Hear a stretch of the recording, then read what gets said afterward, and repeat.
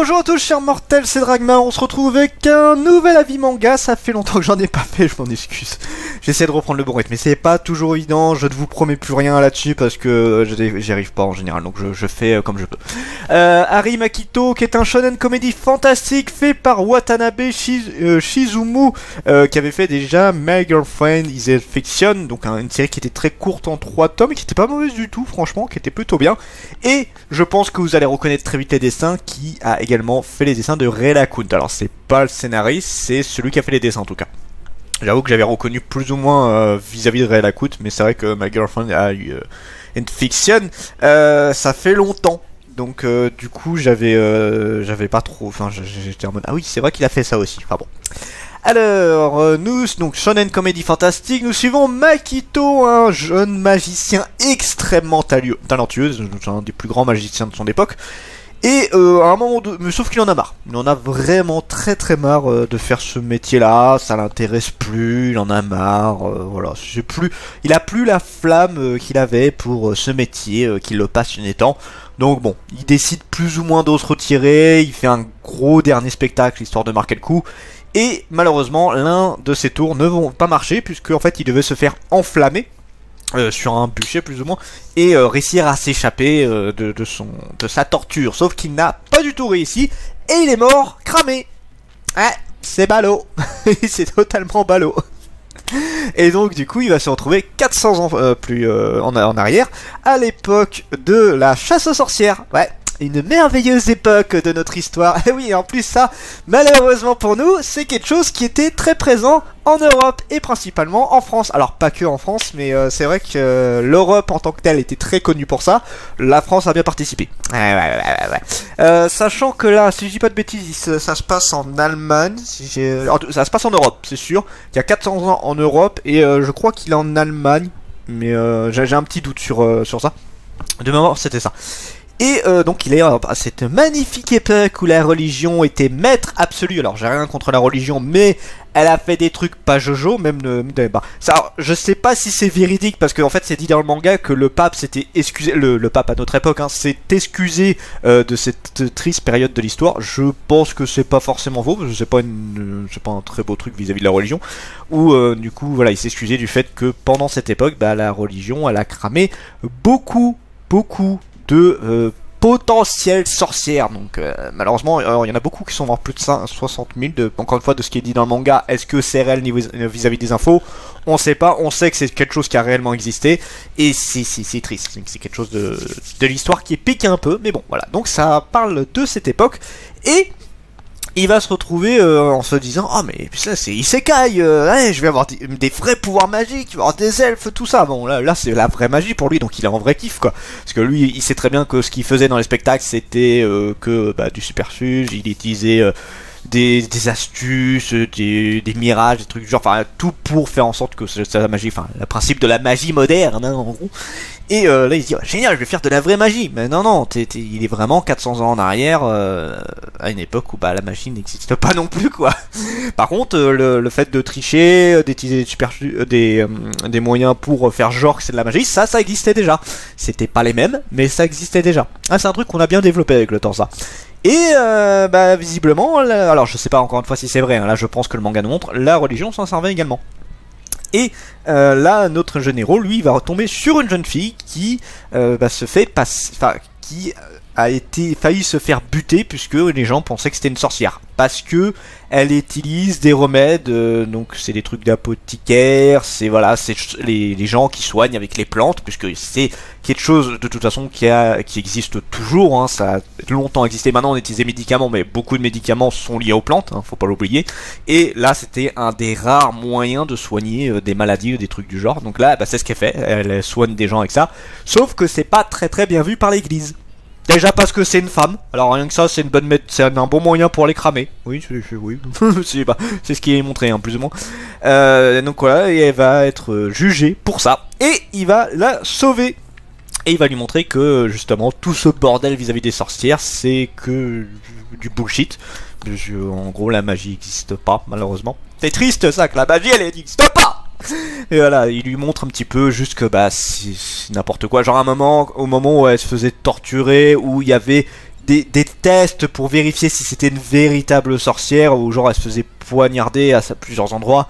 À un moment, t'avais une sorte de fausse lame qui se rétractait, le truc ultra classique, pour montrer, ah regardez, elle a pas saigné à cet endroit-là, ça veut dire que c'est une sorcière. C'est des conneries du style. Mais le pire, c'est que se dire que ce genre de choses a vraiment existé en fait.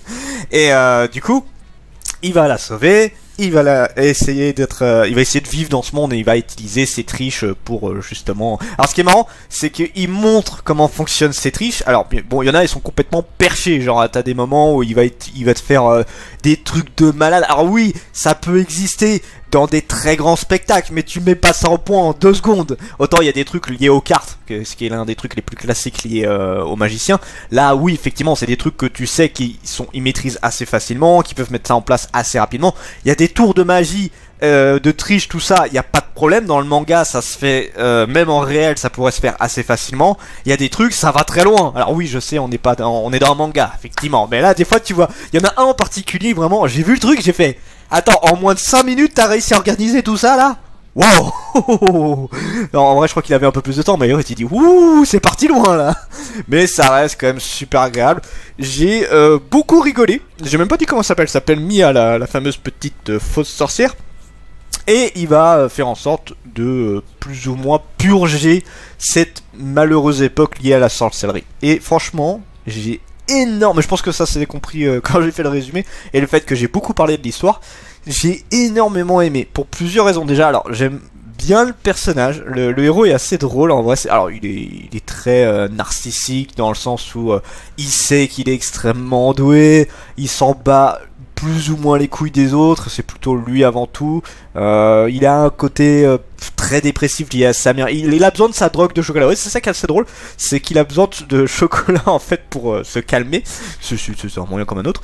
Et sauf que à cette époque, alors le chocolat ça existait, mais pas vraiment comme on le connaît, pas comme la douceur qu'on connaît. C'était plus un produit très brut et du coup bah, c'est dur pour lui de résister à tout ça. Il y a plein de trucs qu'il a pas l'habitude, surtout qu'il est en Europe, c'est pas totalement la même culture.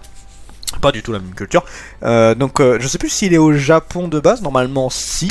Mais en tout cas ouais, c'est pas du tout... Bah si, il veut des baguettes et tout, donc si, techniquement c'est un japonais. Mais c'est vrai que là, l'Europe, surtout à cette époque, c'est pas du tout la même culture.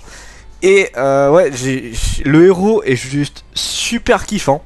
C'est trop... En fait, c'est pas... Je sais pas si on peut le qualifier totalement d'anti-héros, parce qu'on n'est pas encore à ce point-là. C'est pas le connard fini. Alors oui, il triche, oui, il fait plus ou moins ça pour lui, mais il a un sens de... Peut-être si tu prends d'autres qu'on a eu un peu dans le même style, The Riding aussi le héros, des trucs du style, je trouve qu'il a un côté plus attachant sur certains points. C'est particulier, hein, parce qu'on pourrait le qualifier dedans, mais je le mets... Moi, personnellement, je le mets pas totalement dedans. Il a une vision des choses différente, et encore une fois, on parle d'un gamin de notre époque qui se retrouve 400 ans en arrière, où la religion était maître absolu, et il faisait plus ou moins ce qu'il voulait, quoi. Donc voilà, et en plus on est à une période où il y a la chasse aux sorcières, donc pareil, pas une époque très joyeuse.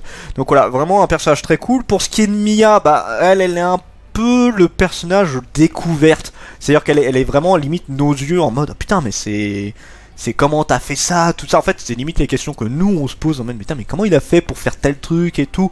Donc là, il lui explique les trucs par rapport à son époque, par rapport à la magie, les trucs du genre, la tricherie, etc.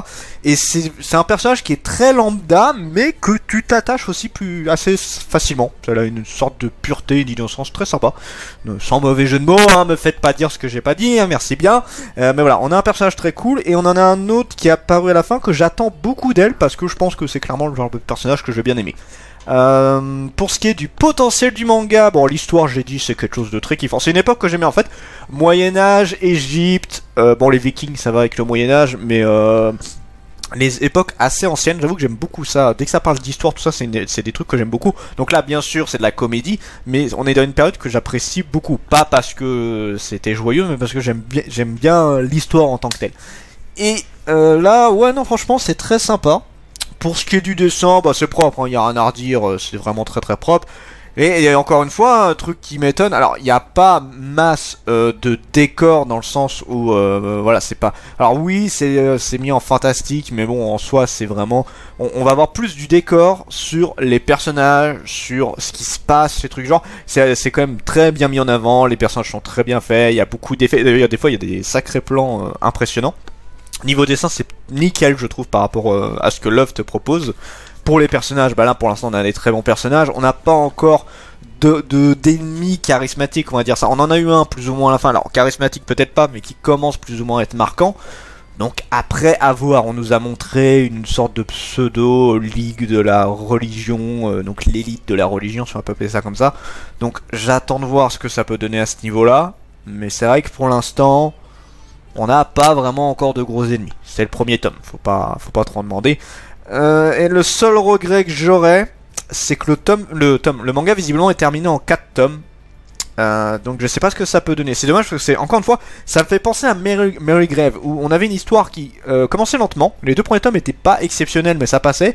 Et à partir du 3e tome jusqu'au tome 5, c'était juste génial. Et malheureusement, ça se finit beaucoup trop vite à mon goût. Et j'ai peur que Harry et Makito, ce soit le même délire, que ça se finisse beaucoup trop tôt pour une série qui a un putain de potentiel de malade. Donc à voir si ça s'est terminé tôt parce que la série n'a pas eu de succès, parce que l'auteur n'a pas réussi à faire ce qu'il voulait, ou tout simplement en 4 tomes il a réussi à faire ce qu'il avait envie. Si on prend My Girlfriend is Fiction, c'était en 3 tomes, c'était loin d'être mauvais. Alors c'était pas le manga de l'année, mais clairement j'ai bien rigolé, on avait une bonne petite histoire, c'était assez con mais ça se rapproche de ce qu'il a fait là, et en 3 tomes c'était correct, mais là on était dans un truc plus ou moins réaliste à notre époque, avec un côté bien sûr fantastique, surnaturel, tout ça, mais en 3 tomes ça collait plutôt bien. Là sur un truc où vraiment c'est une grosse époque, où il y a beaucoup de choses à raconter, tout ça, je sais pas si 4 tomes ça suffira. On verra bien. En tout cas moi j'ai énormément aimé ce premier tome, je vous le conseille énormément, et j'attends énormément de la suite. Sur ce, c'était Dragmar, et je vous dis à la prochaine, chers mortels.